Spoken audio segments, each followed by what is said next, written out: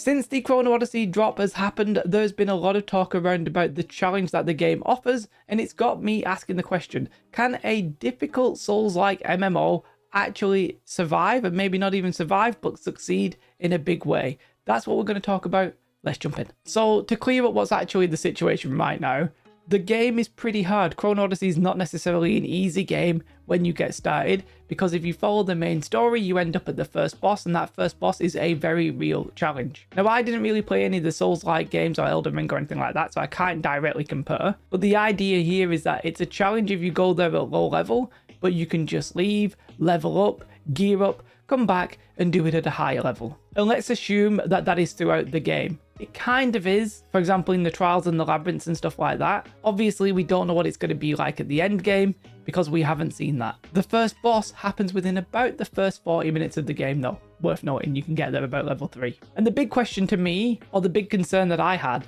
I was thinking that a lot of people at this point will simply quit when they get to the first boss. And then I was saying, well, that probably means there won't be a successful MMO behind that. And a lot of people disagreed with me. And you know what? I could very easily be wrong here. I believe this is very Souls-like, where there's a challenging boss early on. Then if you want to, you can like level up and out-gear it, outscale it and stuff like that. And then come back when it's more an appropriate challenge for you. But then other gamers, they can just come in very early on, bang their head against the wall, and then eventually finish it. And really, I experienced this during the beta, right? During the version that we played. When I finished the boss the first time at level 4 or level 6 or whatever it was, I was actually delighted. I was like, yes, finally, I've done it. Great. That's fantastic. It's not like I was jumping out of my seat, but I was pretty happy, right? I was like, oh, you know, I've done it. Great. I would say that the very first time I experienced that, I didn't know that this was going to be a Souls-like game. You have more information than when I had it when I first played it. I played it quite a while back, but obviously I can't talk about it too much. But I came to that challenge, and initially I was just like, what the Jesus is this? This is incredibly hard, and I didn't really expect it. And I think that's an advantage you guys are now going to have, in that you're expecting this Souls-like difficult challenge, and you'll know how to approach it. However, I believe that a lot of players still won't actually have seen this video. They'll not have seen other people's videos. They'll be going in blind when they play it. And if they're traditional MMO players, they're going to go into that content and be very, very surprised and be in for pretty much a rude awakening. And I think some of them will quit. But is that a bad thing? Maybe not, right? Maybe not. Let's talk about why it might not be a bad thing. First and foremost, a lot of people are saying Elden Ring shows that the difficult content type of games can be very popular. One person actually said that it shows that the majority of gamers prefer difficult content, and that I fundamentally disagree with. Whilst Elden Ring has been popular, if you go and look at the last few years, like top 10 games, Elden Ring is in there and a couple of others potentially that you'd mentioned as being difficult. But the majority of gamers prefer stuff like Call of Duty, FIFA, Madden, Mario, that kind of stuff, right? If you look at the top 10 sales every year. However, I do kind of agree that obviously Elden Ring was popular. I think it had like 900,000 concurrent at one point. It sold millions and millions of copies. It's still got thousands and thousands of players. Night Range just come out. Obviously, that type of game does have an audience. That's undeniable. And I would argue that those type of games are on the rise. When we were watching E3, a lot of the games were like, oh, that's obviously Souls-like, Souls-inspired kind of vibe. So I do think there's a case to be made here that they are relatively popular. I wouldn't put them like the most popular genre out there. The question is, as like a Venn diagram, how much of an overlap will they have with the MMO player base? And for that one, I'm really not sure. I would argue that a lot of MMOs, to be honest, are more casually aimed. They're easier in difficulty. Elder Scrolls Online, more kind of like story-based content. Yes, these games do have hard content. I'm sure like the end raids of ESO are very difficult. But games like World of Warcraft, the majority of it can be done by like a normal human and not necessarily a big challenge. Unless you start doing Mythic Plus and unless you start doing like your Mythic dungeons and stuff like that. Obviously they do provide challenge, but the leveling in those games is pretty fundamentally easy, right? And I think that's what a lot of other games do. They provide the challenge at the end to a small number of players. In this game, that challenge is going to hit everybody in the face within the first 40 minutes. In Chrono Odyssey, you get there within like 40 minutes. And in a way, it might be a good quitting point. The people who get there and quit can probably refund the game, and the people who get there and enjoy that kind of content, they'll dig deeper into the game and get more ingratiated with it. I don't want to simplify it, but I would argue that the MMO audience is, a lot of us are boomers, right? Maybe not officially boomers. I don't think I'm technically in the boomer category, right? But at this age, I pretty much am a boomer. And I would argue that, like, obviously, like FIFA and stuff like that are more, and Fortnite, those kind of games, they're more like Zoomers, right? Obviously not Zoomers, probably somewhere in between. Souls-like, they might be more like you millennials, right? There might be like a little bit of a crossover point between the Zoomers and the Boomers, and maybe there's enough of them to enjoy a Souls-like MMO. I actually think the depth of a Souls-like MMO could be really, really cool. Everything that Chrono Odyssey presents, I think, is fantastic, by the way. I know in my video I came across a little bit negative. I'm truly excited about the potential of that game. I do think it just needs a little bit of polish, a little bit of refinement, but it's got content, it's got a style, it has a purpose, right? It has something that's going for it. I think if they refine it, they get it right, it could be very, very big indeed. As for the audience, do you know what? I really simply don't know. I did a little poll asking if a difficult MMO could be successful, and I think around about 60% said yes, it could, but many other people say no. And that's because a lot of gamers, they don't necessarily want a super duper hard challenge, or a lot of MMO gamers specifically. They're looking for entertainment. I saw people being like, no, if you're not playing a game to get better, then don't play it. It's like, no, that's not what people do for games. Games are entertainment. They're designed to entertain you and give you enjoyment. You don't watch a film with the purpose of getting better at watching films. Some people don't play games with the purpose of getting better at games. Yes, it's fine to play with that purpose, but other people are treating it like a relaxing thing, and they're actually trying to get better at real life, have a job, have a wife, have kids and stuff like that, right? So we'll have to wait and see. I simply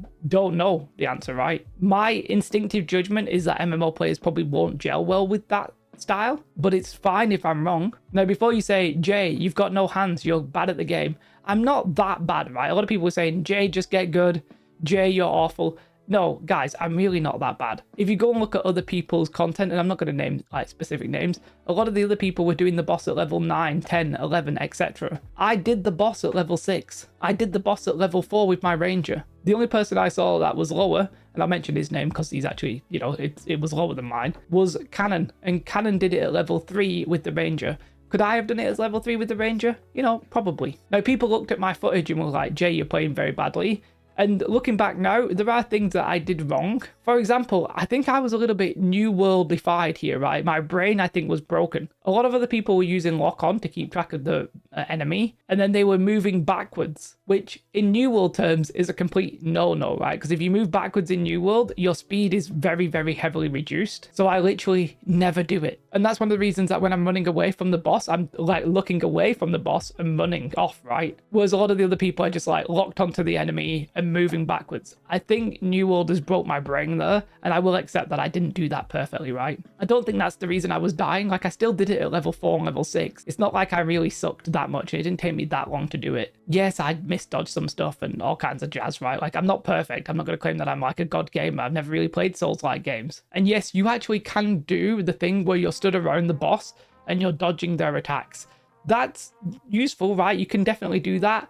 But any wrong step there, you dead. So that's why I was kind of like baiting out the bigger attacks, going in, hitting him once, and then baiting out another big attack. But yeah, I'm not that bad, guys. Like, I actually did it, and it didn't take me that long. And I did it at one of the lowest levels you can see on the internet right now. A lot of other people left, came back and got gear. I left and got potions and came back and just did it. And yes, the game does have a problem with range versus melee, but let's not talk about that here. So yes, I'm bad, but I'll be able to play a Souls-like MMO, right? Like, I'm not that bad that I couldn't do it. I'm obviously not going to be a god gamer. It's not like I'd be doing Elden Rings with a no-hit run or anything like that. But I can do this. And I would say that somebody like me, I'm pretty average, right? My reactions are probably slightly above average. My aim is definitely below average. But I did find it initially frustrating, but maybe it's because I went into it with the wrong mindset, right? I went into it expecting an MMO, where I should have really expected more of a Souls-like challenge, even if the combat is not necessarily that, okay? Fair enough. There is a question here as well around the retention of the challenge. So I spoke about how a lot of people enjoy like more casual gaming. Can an MMO that is a challenge all the time keep you occupied, or will it eventually stress you out to the point where you don't want to play it? I think this depends on the end game. For example, if all of the end game is a challenge, you probably would get annoyed, right? You don't want to be stressed all the time. But if it's interjected with some moments of like easiness, with some moments of difficulty, that would probably make a lot more sense to me. Like, it could very easily be that Chrono Odyssey will burn out players who are just looking to relax and progress. Games like Elden Ring are kind of like one and done things, right? You play through, you finish, you get your achievement, then you move on. Can an MMO really keep you around with that challenge? You know what? I don't know. I would say that it's well known that WildStar was a pretty difficult MMO. It had very challenging raids. The people who were doing that content really enjoyed it, but everybody else kind of admits that it contributed to its downfall. So I am a little bit worried about challenge versus retention in the long run, but I don't think we've seen an MMO like this, so it's very hard to say. There's a couple of things that worry me just from a practical point. Like if I was going to give you a guide for how to level in Chrono Odyssey right now, which I'm not going to do, but let's just say for hypothetical sakes I did, I would tell you not to spend time killing that first boss. I would tell you to go out, gather, craft, do some world quests, and then come back and do it in a couple of tries, rather than spend an hour or two, just simply because it would be inefficient, right? If it's your first time. And let's be honest, MMO players, we like to just blast through the content and then complain that there's no content. That's a classic, right? And I am also worried about the challenge overall. Like if you can just have this concept of outgearing and outleveling, will there ever be a challenge if you just outgear it and outlevel it? Even at the end game, right? Maybe there's no like cutting edge content that you have to be geared to the nines to actually complete. By the way, one thing I'm definitely not asking for is for all of the content to just be super duper easy and absolutely no challenge. I agree that there have been games in the past where that's been the case.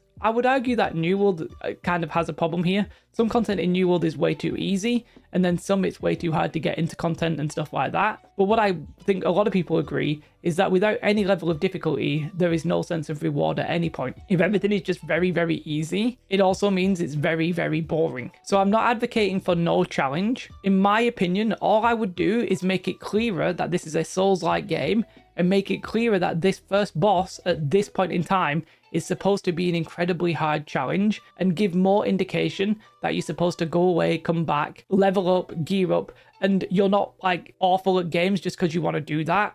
It's actually part of the experience, and I think people would be more accepting of it. Right now, I think it would be a very big quitting point. For me, I did it without the gear, right? Yes, I had to leave when I was level 4 on my swordsman to come back and get potions, but it's not like I geared up a lot. I literally just got some extra potions and went straight back in pretty much. I enjoyed the challenge, kind of, right? And yes, overall, I do think there should be challenge because that challenge does give reward. And actually, I'd rather it be challenge rather than time. A lot of MMOs simply reward how much time you put into an MMO, or they reward how big your bank account is. There's not many MMOs these days that literally reward your actual skill. Yes, I know that the end game in like, you know, even Final Fantasy, World of Warcraft, ESO, those end game raids, they do, right? But I'm talking about the leveling experience and stuff like that. Overall, it doesn't really matter to me. The only thing that matters to me is if the game is going to be a success and the game actually continues to make content. What I don't particularly want to happen is the game to come out and then die. And that is the thing that worries me the most.